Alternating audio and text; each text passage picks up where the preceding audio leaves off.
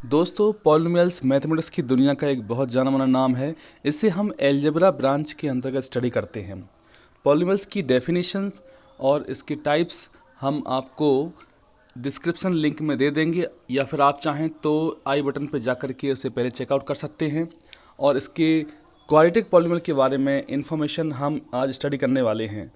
तो मैं आपका दोस्त आपका स्वागत करता हूं अपनी यूट्यूब क्लास में, और बिना देरी किए हुए आज का पार्ट हम शुरू करते हैं।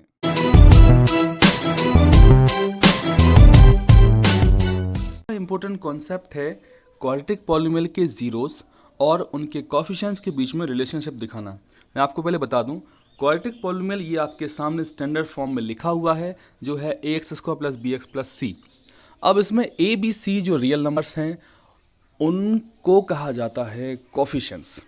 इन कोएफिशिएंट्स को ही ध्यान से देखें आप, तो अल्फ़ा बीटा जीरोस और इन कोएफिशिएंट्स में आपको रिलेशनशिप दिखाना है, जिसमें a जो है वो है x² का कोएफिशिएंट x का है b, और जो c है वो है फ्री कांस्टेंट टर्म। इन तीनों टर्म्स के मिलने से बना हुआ है क्वाड्रेटिक पॉलिनोमियल। देखते हैं हम यहाँ पे, तो जो पहला रिलेशनशिप है वो है अल्फ़ा + बीटा = -b/a। हालांकि हम इन्हें अभी तो प्रूफ नहीं करने वाले हैं कैसे हैं, अभी तो आप इन्हें रिलेशनशिप याद कर सकते हैं, बाद में फिर हम डिस्कस करते हैं इनको। इसको हम चाहें तो वर्ड्स में लिख सकते हैं, sum of zeros = minus coefficient of x upon coefficient of x²। तो इस तरीके से आप इन रिलेशनशिप को याद करें, alpha + beta = -b/a। And second relationship जो है वो प्रोडक्ट को शो करता है, जो कि है अल्फ़ा × बीटा = c/a। अब देखिए c जो है वो कांस्टेंट टर्म है और a लिखा हुआ है x² का कोफिशिएंट, तो वो लिख दिया यहाँ पे constant term = coefficient of x²। ये जो रिलेशनशिप है जीरोस और कोफिशिएंट्स के बीच में, ये काफ़ी इंपॉर्टेंट है एग्जामिनेशन पॉइंट ऑफ व्यू से। बहुत सारे कई बार क्वेश्चन पूछे जाते हैं, और जो नेक्स्ट एक्सरसाइज 2.2 है वो भी पूरे इन्हीं की बेस्ड है। इनसे ही हमें क्वेश्चन स्टडी करने हैं। तो दोस्तों, हम अगली स्क्रीन पर जाते हैं और एक्सरसाइज 2.2 को शुरू करते हैं। पहला क्वेश्चन हमारे सामने है, find the zeros of the following quadratic polynomials and verify the relationship between the zeros and the coefficients. मतलब पहले तो हमें ज़ीरो निकालना है दोस्तों, उसके बाद हमें जीरोस और कोफिशिएंट्स की रिलेशनशिप जो भी है, बीच की दो रिलेशनशिप्स हैं, अभी हमने आपको पहले बताया हुआ है, उनको वेरीफाई करना है कि वो ट्रू है या नहीं। तो मैं आपको बता दूं, यहाँ पहले जीरोस निकालने कैसे हैं। अब ये क्वेश्चन तो इसमें लिखे हुए हैं हमारे पास 6 पार्ट्स। पहला क्वेश्चन जैसे हमने लिया x² - 2x - 8, इसको आप बाई स्प्लिटिंग मिडिल टर्म पहले फैक्टराइज कर लें, और फैक्टराइज करने के बाद उन अलग अलग फैक्टर्स को, चूंकि अब क्वाड्रेटिक पॉलिनोमियल है तो आपको 2 फैक्टर मिलने वाले हैं, और 2 फैक्टर मिलने के बाद हम दोनों को अलग अलग जीरो की इक्वेट करेंगे, तो आपको x की 2 वैल्यूज़ मिल जाएंगी, जो कि आपकी डिज़ायरेबल जीरोस मिल चुके होंगे। तो देखते हैं पहला पार्ट इसमें, जिसमें हमने -2x को स्प्लिट किया हुआ है -4x + 2x में। इसके बाद 2 ग्रुप बन जाते हैं, पहला ग्रुप ये है, सेकंड ग्रुप ये है। पहले ग्रुप में है x कॉमन, तो x - 4 निकाल दिया है बाहर। इसके बाद दूसरा जो ग्रुप है उसमें केवल 2 कॉमन है, तो बच गया है x - 4।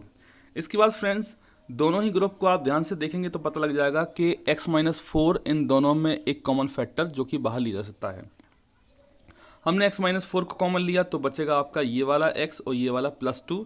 फाइनली हमारे पास 2 फैक्टर आ चुके हैं, x - 4 और साथ में है x + 2। इन दोनों फैक्टर्स को बारी बारी से जीरो की इक्वेट कर देते हैं। जैसे हमने पहला फैक्टर लिखा है यहाँ पर x + 2 = 0, तो आपको मिलेगा x = -2। इसके बाद अगर आप लिखेंगे x - 4 = 0, तो आपको मिल जाएगा x = 4। तो जो 2 आए हैं x की वैल्यूज़, एक तो -2 आया है, एक +4 आया है, ये दोनों ही हैं जीरोस, यानी एक को अल्फ़ा और एक को बीटा हम कह सकते हैं। किसी को भी कोई सा भी नाम दे सकते हैं, अल्फ़ा एंड बीटा देना है नाम।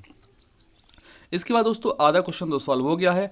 अब हमें करना है वेरिफिकेशंस के जो सम ऑफ जीरोस और प्रोडक्ट ऑफ जीरोस की जो रिलेशनशिप हैं वो वेरीफाई होती हैं नहीं। हम क्या करेंगे, LHS की वैल्यू निकालेंगे, RHS की वैल्यू निकालेंगे, अगर इक्वल आ जाता है तो वेरीफाइड, अदरवाइज नॉट।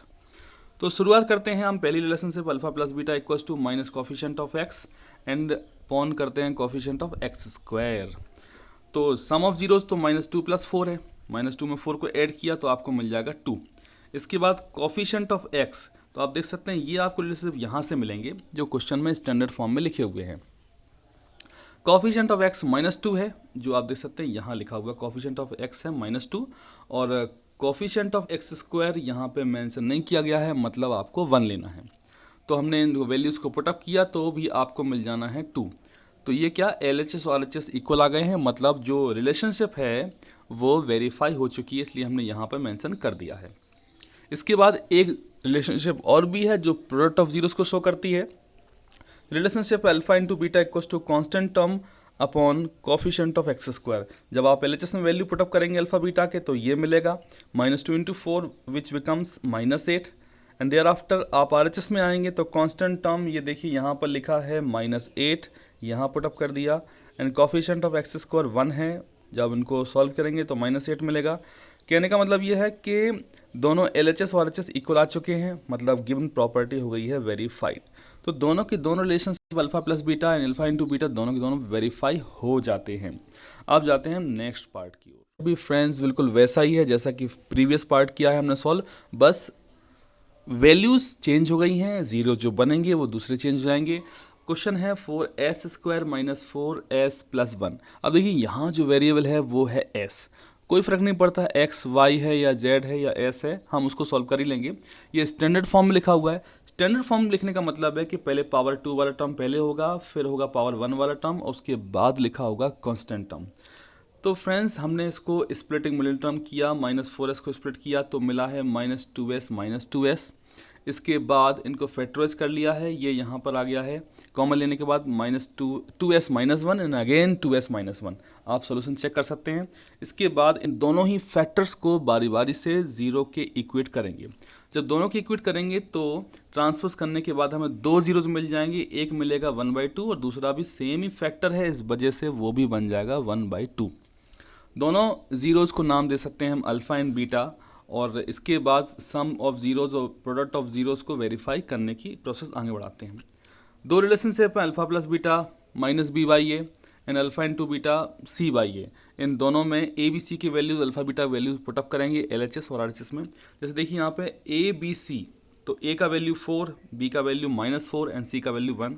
जब आप इसमें और अल्फ़ा बीटा की वैल्यू निकल चुके हैं हमारे पास, इनको सॉल्व करेंगे तो ये हो जाता है 1 और ये हो गया है ये भी 1। वो तो वेरीफाई होना ही है दोस्तों, वो गलत होगा ही नहीं। इसके बाद फिर यहाँ देखते हैं अल्फ़ा इंटू बीटा करेंगे तो ये 1/2 1/2 1/4 हो गया है, और अगर c/a निकालोगे तो ये भी 1/4 आ जाएगा। अल्टीमेटली ये दोनों ही रिलेशनशिप वेरीफाई इस क्वेश्चन के लिए भी हो जाते हैं। Let's move to the next question है 6x स्क्वायर -3 7x, जो कि अपने एक स्टैंडर्ड फॉर्म में नहीं लिखा है। स्टैंडर्ड फॉर्म का मतलब है कि आपको जो पावर वाले टर्म्स हैं वो डिक्रीजिंग ऑर्डर में लाने हैं। पहले एक्स स्क्वायर का टर्म आना चाहिए, उसके बाद एक्स वाला टर्म, उसके बाद फ्री कांस्टेंट टर्म।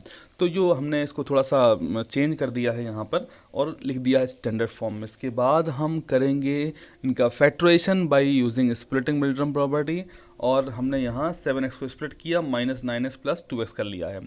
आप वीडियो को थोड़ा पॉज करके आराम से समझ सकते हैं स्प्लिटिंग कैसे किया और कॉम कैसे लेना है। हमने यहाँ दिखा दिया, उसके बाद फैक्टराइजेशन हो गया है। एक्चुअली मेन इशू यहाँ ये नहीं है कि फैक्टराइजेशन कैसे करना है, फैक्टराइजेशन की प्रैक्टिस आप पहले कर लें, उनको सीख लें, उसके बाद फिर इस क्वेश्चन को अटेम्प्ट कर सकते हैं। तो हमने फैक्टराइज किया और बारी बारी से इन दोनों factors 3x plus 1 and 2x minus 3 को जब जीरो के इक्वेट करेंगे, जैसे ये किया तो आपको मिला है x इक्वल्स टू -1/3, एंड जब दूसरा फैक्टर को जीरो के इक्वेट किया तो आपको मिला है x इक्वल्स टू 3/2। तो दोस्तों देखा, दोनों जीरोज मिल चुके हैं और उनके नाम दे देंगे हम अल्फ़ा एंड बीटा। इसके बाद फिर हम सेम प्रोसेस जो हमने पिछले 2 पार्ट में किया है वेरिफिकेशन की, अल्फ़ा प्लस बीटा की जो प्रॉपर्टी है वो है -b/a और अल्फ़ा इंटू बीटा की प्रॉपर्टी है c/a। इन दोनों को आप पुटअप करिए और वेरिफिकेशन निकाल लीजिए। मैं आपको बता दूं यहाँ ABC का वैल्यू यहाँ से नहीं मिलेगा, क्योंकि ABC के जो वैल्यूज़ हैं वो मिलेंगे स्टैंडर्ड फॉर्म को देखने से। A का वैल्यू यहाँ पे है 6, B का वैल्यू है -7 और C का वैल्यू है -3। आप यहाँ पुटअप करने के बाद इनको वेरीफाई कर लें।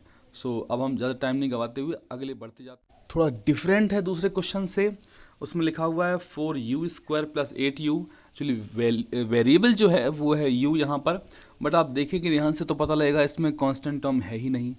कांस्टेंट टर्म नहीं है तो इसका जो फैक्टराइजेशन है वो स्प्लिटिंग मिडिल टर्म नहीं होगा, उससे कहीं ज़्यादा आसान होने वाला है। आसान कैसे है कि इन दोनों में ही हमने 4u कॉमन ले लिया और दूसरा फैक्टर बचा है इसका u+2।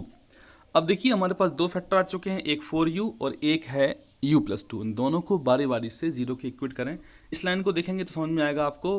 First factor equal to zero, we have the first zeros as u equals to zero, and other factor को जीरो के इक्वेट किया तो आपको अगला जीरोज भी मिल जाएगा u इक्वल्स टू -2। दोनों ही जीरोज अल्फा बीटा हमारे पास हैं। इसके बाद हम वेरिफिकेशन स्टार्ट करेंगे। तो प्रॉपर्टी है अल्फा प्लस बीटा निकाल लीजिए पहले, उसके बाद है -b/a। अब -b/a क्या है वो मैं आपको बता देता हूँ।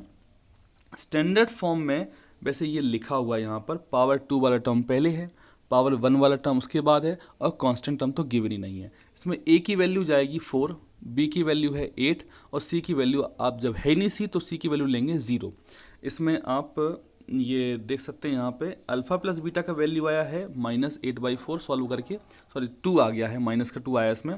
और जब आप RHS निकालेंगे माइनस का b/a तो आपको मिलेगा -8/4। इसको सिंप्लीफाई करेंगे तो मिलेगा -2। अल्टीमेटली ये दोनों ही इक्वल आ चुके हैं, दोनों आएंगे -2, तो ये वेरीफाई हो जाती है प्रॉपर्टी। इसी तरीके से अल्फा इंटू बीटा की प्रॉपर्टी है, आप चेक कर लीजिए और ये भी वेरीफाई हो जानी है। बस इन क्वेश्चंस को करने के बाद आपको इतना जरूर याद रहे कि अल्फा प्लस बीटा का फॉर्मूला जो बनता है वो क्या है। सो आप रिपीट करते रहिए हमारे साथ में, alpha plus beta equals to -b/a and alpha into beta is equal to c/a। और इसमें a b c क्या है, कहाँ से मिलते हैं, ये हमें पता होना चाहिए। So let's move for the next question. के दोनों पार्ट लास्ट वाले हमारे सामने हैं और ये भी कुछ उसी तरीके से हैं। बस मैं आपको इतना बता दूं कि इसमें जो 5th नंबर पार्ट जो है ना वो थोड़ा सा एक अलग केस है, और ये वाला जो पार्ट है वो हम पहले डिस्कस कर चुके हैं। अच्छा, इसमें जो जीरोस फाइंड आउट करने के जो केसेस हैं वो 3 हैं टोटल। पहले हम उनको डिस्कस कर लेते हैं। 3 केसेस में पहला वाला केस तो आपके सामने ये लिखा हुआ है, जिसमें आप by splitting middle term factorise करते हैं, फैक्टर निकालते हैं, उसके बाद जीरोज आपको मिल जाते हैं। दूसरा केस जो है ना वो 4th पार्ट में हमने स्टडी किया था, उसमें 4u को कॉमन लिया था और u+2 आपको अदर फैक्टर मिल गया था। एक तो वो पार्ट हो गया कॉमन लेने के बाद, वो केस हो गया। 2 केसेस के बाद थर्ड केस जो है ये है। यहाँ पे आपको क्या करना है कि एक्सप्रेशन को a² - b² के फॉर्म में लिखना है। उसके बाद उसमें आइडेंटिटी यूज़ करके a - b a+b का आइडेंटिटी यूज़ करके हम इसको फैक्टराइज कर सकते हैं। तो ये 3 केस के अलावा आपको क्वाड्रेटिक पॉलीनॉमियल में फैक्टराइज करने के अलावा और कोई केस नहीं मिलने वाला है। आप फैक्टराइज करें, फैक्टर्स को जीरो के इक्वेट करें 1/1, उसके बाद आपको जीरोज मिल जाएंगे, अल्फ़ा बीटा नाम दें और आप वेरीफाई करेंगे तो alpha plus beta is equal to -b/a पहले नोट करें। उसके बाद अल्फ़ा प्लस बीटा में जीरोस की वैल्यू रख दें और -b/a में जो वैल्यू पुटअप करेंगे वो आपको यहाँ से मिल जाएंगे a b c। लेकिन ध्यान रखिए आप स्टैंडर्ड फॉर्म में ज़रूर लिखें। जैसे स्टैंडर्ड फॉर्म को इसमें लिखा गया है, a की वैल्यू 1 है, b इसमें नहीं है तो आप 0 लिख सकते हैं, c की वैल्यू -15 है। जबकि इसमें आप क्लियरली ऑब्जर्व कर सकते हैं a की वैल्यू 3 है, b की वैल्यू -1 है और c की वैल्यू इसमें -4 है। तो ये वैल्यूज मिलने के बाद वेरिफिकेशन 2 फॉर्मूलों का है, alpha plus beta -b/a and alpha into beta c/a। Values put up करें, आप देख पाएंगे कि LHS RHS इक्वल आते हैं। इमीडिएटली आप लिख दें हैंस वेरीफाइड। सो फ्रेंड्स, देखा आपने इस तरीके से कि क्वाड्रेटिक पॉलीनोमियल के तीनों ही केसेस में आपको फैक्टराइज कैसे करना है, जीरोज निकालना है, उसके बाद वेरिफिकेशन करना है 2 फॉर्मूला का। अल्टीमेटली आज की जो हमने मेहनत की है उसमें आपको इतना याद हो जाना चाहिए कि सम ऑफ जीरोस का formula and product of zeros का फॉर्मूला क्या है, ये आपको याद रह जाए। अगर आपको पॉलीनोमियल पहले ठीक समझ में नहीं आया है तो आप हमारा पिछला सेक्शन वीडियो देख करके उसको पहले समझ सकते हैं। और हाँ, एक रिक्वेस्ट है आपसे कि अगर वीडियो पसंद आए तो उसको लाइक ज़रूर करें, हो सके तो अपने फ्रेंड्स के साथ शेयर करें। और अगर आप नए आए हैं चैनल पे, पहली बार देखा है, तो आप चैनल को सब्सक्राइब कर सकते हैं, बेल आइकन प्रेस करें जिससे कि आपको नोटिफिकेशन जल्दी मिल जाए। रिवीजन ज़रूर करें मैथ्स में और प्रैक्टिस करते रहें, इससे आप ज़्यादा कॉन्फिडेंट बनेंगे। और मिलते हैं नेक्स्ट सेक्शन में। Thank you so much.